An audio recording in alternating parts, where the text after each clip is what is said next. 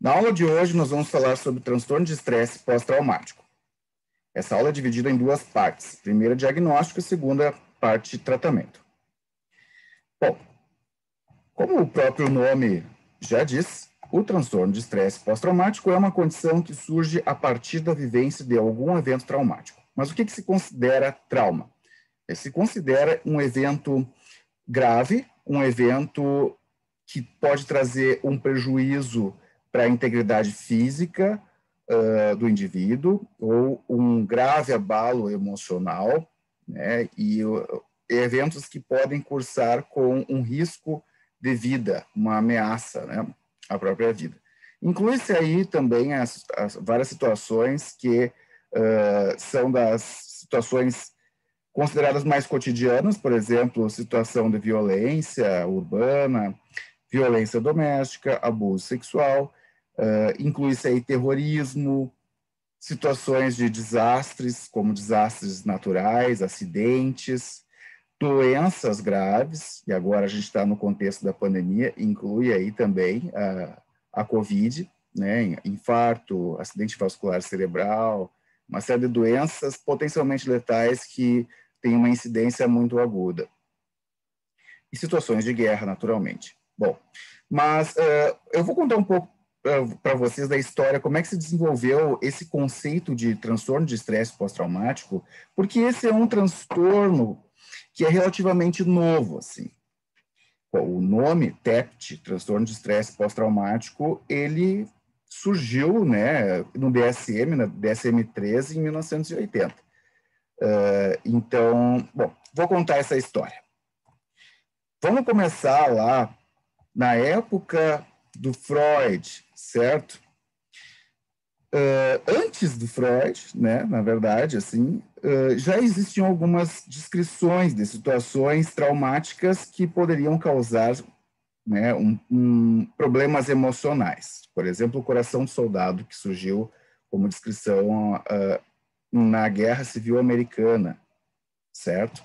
Bom, mas aí na época do Freud, final do século XIX, lá, né, ele fez um estágio quando estava estudando o início da psicanálise com Jean-Claude Charcot, né, um neurologista francês que estudava a histeria. E o Charcot já descrevia a histeria, então, como o que hoje nós entendemos como estados dissociados, certo? Perturbações de memória, amnésia dissociativa, pesadelos vívidos, situações de fuga dissociativa, alterações da identidade e uma série de queixas físicas, né, que hoje nós nominamos como sintomas conversivos, quando são de origem neurológica, tipo convulsões, desmaio, cegueira, ou sintomas somáticos mesmo, né, dor no corpo, a fadiga crônica, e uma série de coisas assim.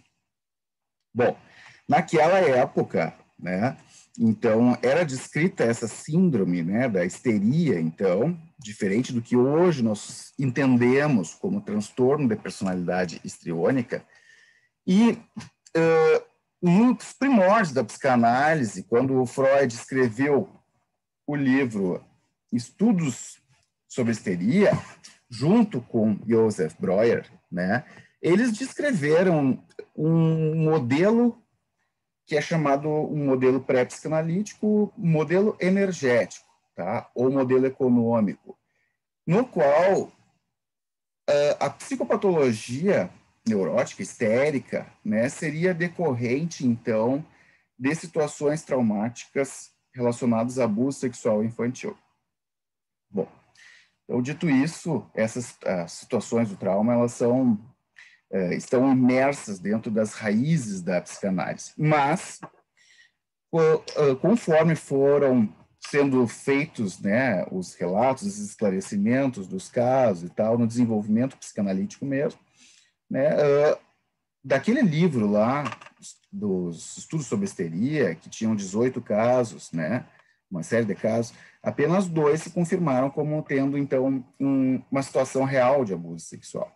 Então, aí, a partir desse momento, o Freud deu muito mais ênfase na questão da fantasia, né, da fantasia do abuso, etc., né, e aí abandonou, de certa forma, este primeiro modelo psicopatológico. Ok, já voltamos nesse ponto, tá?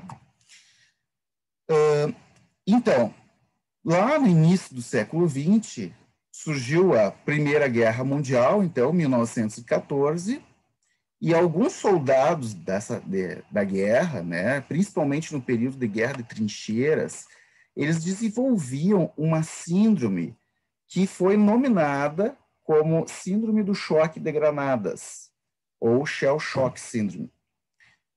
Esse nome ele vem porque o pensamento que explicava essa síndrome era que poderia ser que com a explosão de bombas e tal, né, porque isso era uma novidade nessa guerra, né, tempo no fronte, por muito tempo, soldados no fronte, né, com bombardeios, né, de uma forma diferente do que era antes. Bom, e então que essas granadas produziriam uma onda de choque que traria uma lesão neurológica nos soldados. E isso porque muitos dos sintomas que eram apresentados eram sintomas de cunho neurológico ou pseudoneurológico, ou seja, sintomas conversivos, tá? Então, convulsões, tremores, paralisia, rigidez, confusão, estupor, certo?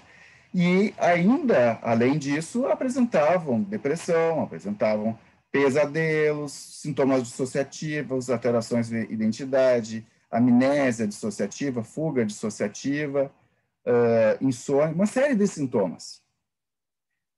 O que eu estou falando do que era descrito como síndrome do choque de granadas era muito semelhante ao que o Charcot descrevia lá como histeria. E que o próprio Freud, né, no início lá, tentou entender isso à luz da questão do abuso sexual, que ele visualizava em algumas, né, principalmente mulheres, pacientes ditas histéricas. Então, aqui a gente está falando já de sintomas que surgem em decorrência do trauma e que são muito semelhantes. Bom, nesse período mesmo da Primeira Guerra Mundial, o Freud já começou voltou, né? O momento era um outro momento, né? Na psicanálise e tal, diferente do início, mas ele retomou aquele modelo e ele começou a escrever, tem nos livros dessa época, sobre neurose traumática e neurose de guerra, certo? Mais adiante, depois teve a Segunda Guerra Mundial, e aí um outro psicanalista, o Gardner, o Gardner era analisando do Freud, ele se analisava com o Freud. O Gardner, né, entrevistou várias pessoas, então, sobreviventes do Holocausto, né, pessoas, soldados, né, pessoas que passaram por essa situação da Segunda Guerra Mundial e descreveu um pouco melhor essa neurose traumática de guerra, descrevendo uma psicopatologia, então, quais eram os sintomas, né, uma descrição clínica, assim, mais apurada, com uma amostra bem maior, assim, né, e ele dava ênfase aqui aos sintomas de hipervigilância e de sensibilidade ao ambiente, hipersensibilidade ambiental. Diga-se de passagem, o Gardner mesmo já comentou que cada investigador que se compromete a estudar as neuroses traumáticas, né, considera a sagrada obrigação de começar do zero e trabalhar no problema como se ninguém nunca tivesse feito nada com ele antes. Ou seja, parece que cada vez que descobriam, né, que focavam na questão traumática, era como se estivesse descobrindo a roda. Mas isso vem de uma evolução, certo? Uma evolução de várias outras pessoas que já tinham falado sobre isso, né? Sobre situações traumáticas, neuroses traumáticas, assim. Bom, mais adiante, no contexto já lá da Guerra do Vietnã, certo? Chatham e Lifton revisitaram o Gardner, os escritos do Gardner, certo? E fizeram grupos de estudos, começaram a estudar, então, essa literatura que já era vasta na época, só não existia muita coesão, né, e uma nomenclatura uniforme, etc., né?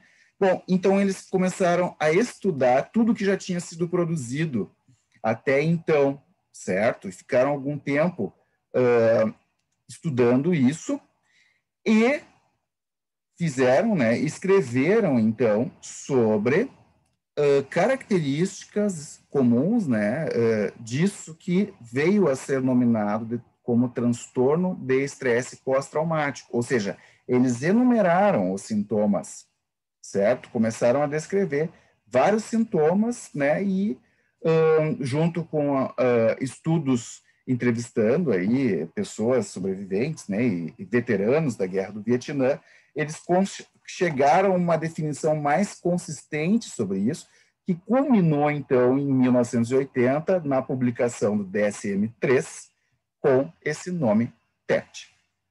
Bom, uma coisa importante agora de dizer, o que era o TEPT nos anos 80, lá, né, quando foi publicado. Em primeiro lugar, o critério A do TEPT é a exposição traumática, né? Então, no DSM é o único transtorno, né? Bom, entra junto com o TEA, transtorno de estresse agudo, mas o único transtorno que ele só ocorre, né, em decorrência de uma situação traumática, tá? Tem que ter situação traumática, senão não existe o diagnóstico. E o que é a situação traumática? Critério A. Nos anos 80, o critério desculpa, o critério A era sintomas após um evento psicologicamente angustiante que está fora do alcance da experiência humana usual. O estressor, o original, geralmente é experimentado com intenso medo, terror e o desamparo.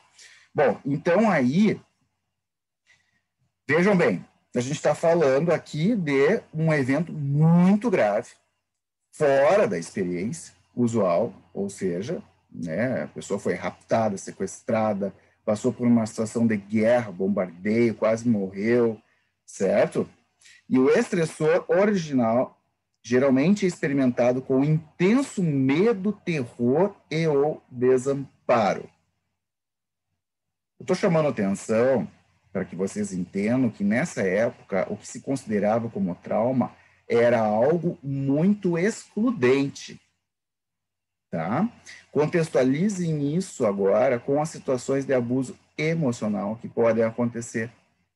Um relacionamento, por exemplo, né, complicado entre casais, no qual um faz uma violência psicológica, né, entre aspas, com a outra pessoa, mantém a pessoa presa no relacionamento, abusa emocionalmente, né, ameaça, né? A pessoa é um trauma persistente, consistente, mas ele não é assim algo que tem um risco tão iminente assim de morte, certo?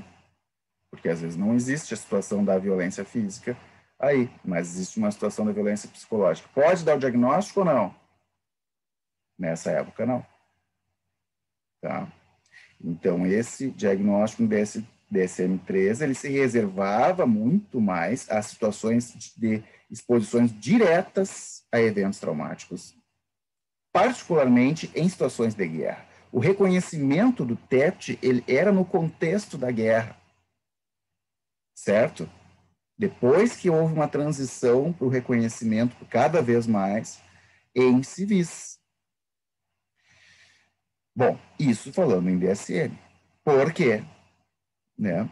Já desde bem antes disso, né, ali teve o Freud, eu falei para vocês que já escrevia sobre neurose traumática e neurose de guerra. Né? A Ana Freud, a filha dele, passou a descrever coisas, por exemplo, como a identificação com o agressor, um mecanismo que tem tudo a ver com o trauma, que a pessoa se identifica com o agressor, um cárcere privado, por exemplo, situação de sequestro, de rapto.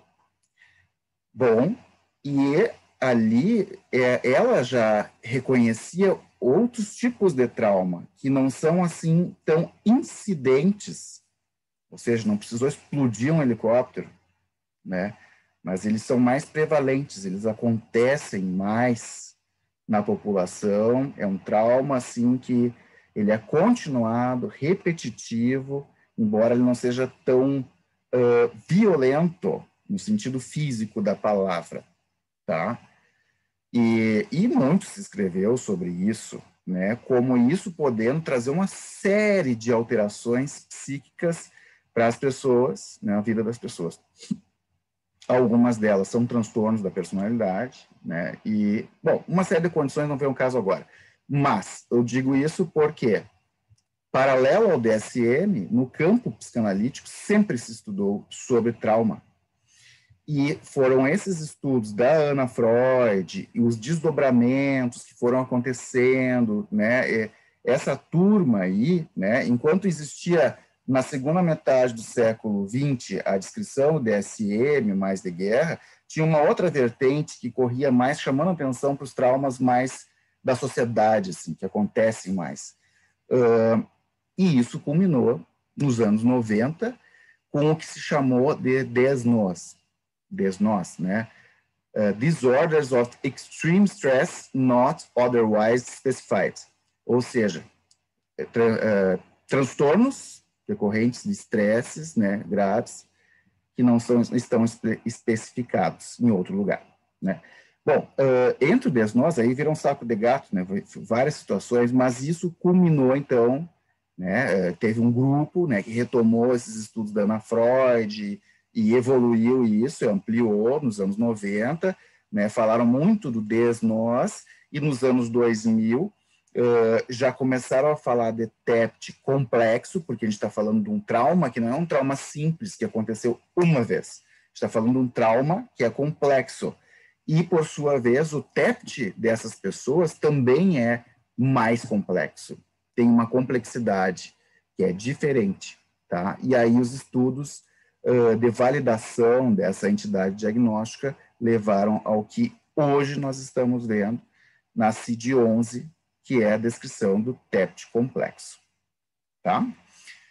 Voltando ao DSM, então, o próprio grupo do DSM, né, e uma série de cientistas, né, ao longo do tempo foram revisando esses conceitos, né, fazendo estudos, porque essa primeira descrição foi muito empírica, assim, daí isso deu origem a vários estudos de validação desse diagnóstico.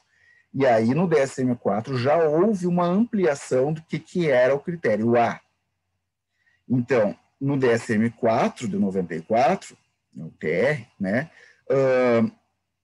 era considerado uma exposição a um evento traumático que tinha que satisfazer dois itens, né? Primeiro, a pessoa vivenciou, testemunhou ou confrontada com um ou mais eventos que envolvem morte ou grave ferimento, reais ou ameaçadores, ou uma ameaça à integridade física própria ou a de outros. Opa, mas então aqui a gente já está falando que a pessoa poderia ter vivenciado, mas ela poderia ter testemunhado, ver acontecendo com alguém, está passando na rua e viu o que aconteceu. Ou, né, foi confrontada com esses eventos, ou seja, tomou conhecimento desses eventos, né? Tá? Só que precisa existir uma resposta de medo, intenso medo, impotência ou horror. Tá, mas acontece que tem pessoas, particularmente no abuso sexual, que sofrem a situação do abuso, do estupro, dissociam, paralisam, porque as reações que a gente estudou, né, lá na fisiologia, a reação de luta ou fuga, reação de luta ou fuga, reação de luta ou fuga, estresse, né? Ou seja, ou reage, né, e enfrenta, ou foge. Não, mas não é só luta ou fuga, tem a luta, fuga ou paralisia, que é a dissociação. Algumas pessoas dissociam no peritrauma. Então, isso é particularmente comum no abuso sexual. Depois que acontece, a pessoa não entende o que aconteceu, às vezes ela não entende que foi um estupro. Ah, porque poderia ser o namorado, né? Estão há 2 anos juntos, né? Poderia ser alguém que está ali próximo, que é alguém que a pessoa ama, né? E que naquele momento ela não reconhece aquilo como sendo uma violência, mas tem algo errado naquilo, certo? O que eu quero dizer com isso é que nem todo mundo desenvolve durante o trauma uma reação aguda de intenso horror ou medo. Nem todos. Diga-se de passagem, como eu vou mostrar para vocês mais adiante, essa dissociação peritrauma, daí depois a pessoa não lembra direito o que aconteceu, não consegue recontar as histórias, vai conta tudo atravessado, inventa umas coisas que não aconteceu, esquece coisas que aconteceu. Isso é confabulação. Quem vê num tribunal acha que a pessoa está mentindo, né, para ganhar pontos, ganhar por interesse financeiro, mas é a dissociação, isso acontece. Essa dissociação peritrauma é um grande fator de risco para o desenvolvimento do PET. Então, bem pelo contrário, não tem como excluir essas pessoas, mas no DSM-4 havia essa exclusão. Agora, no DSM-5, né, publicado em 2013, claro, os estudos foram avançando e houve um reconhecimento, né, de que são várias situações que podem ser consideradas estressantes, tá? Então, aqui, hoje, né, se considera o quê? Um episódio concreto, uma ameaça de morte, lesão grave, pode ser doença, ou violência sexual em uma ou mais das seguintes formas: vivenciou diretamente, testemunhou acontecendo com outra pessoa, ou soube que o evento traumático aconteceu com um familiar ou alguém próximo. Não precisa nem ter testemunhado, só de saber por telefone que aconteceu. Saber detalhes. Mais que isso, ser exposto de forma repetitiva ou extrema a detalhes aversivos de um evento traumático. E aqui a gente inclui profissionais. Isso é o que se chama traumatização vicária ou vicariante, tá? Que é quando o médico, o psicoterapeuta, o enfermeiro socorrista, o bombeiro, certo? O perito do IML são constantemente expostos a detalhes dos eventos traumáticos, certo? E nesse caso, exclusivamente, essa exposição pode ser na mídia. Por exemplo, o perito, né, ele pode trabalhar com imagens, mas imagens de assassinato, de isso, daquilo. Mas trabalhar só com imagens, isso basta para a pessoa, para a gente considerar, né, como critério A, para dizer que é TEPT? Sim. Se é exposição profissional. Mas na população não se considera até então, tá? Ficar sabendo, né, de eventos pela exposição na TV, mídias sociais, até então não se considera. Só que agora, 2020, nesse contexto da pandemia, pode ser que isso mude. Isso é algo que está sendo repensado. Tem se falado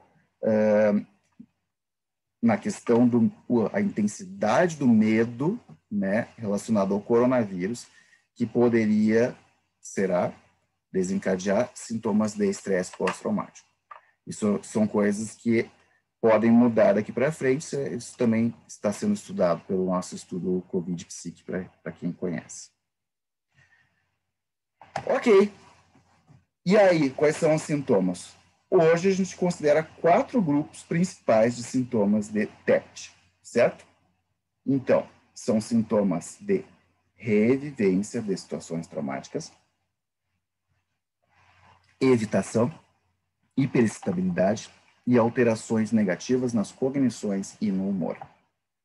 Vamos ver um por um na nossa próxima aula. Vamos dar um break e daqui a pouco a gente retoma.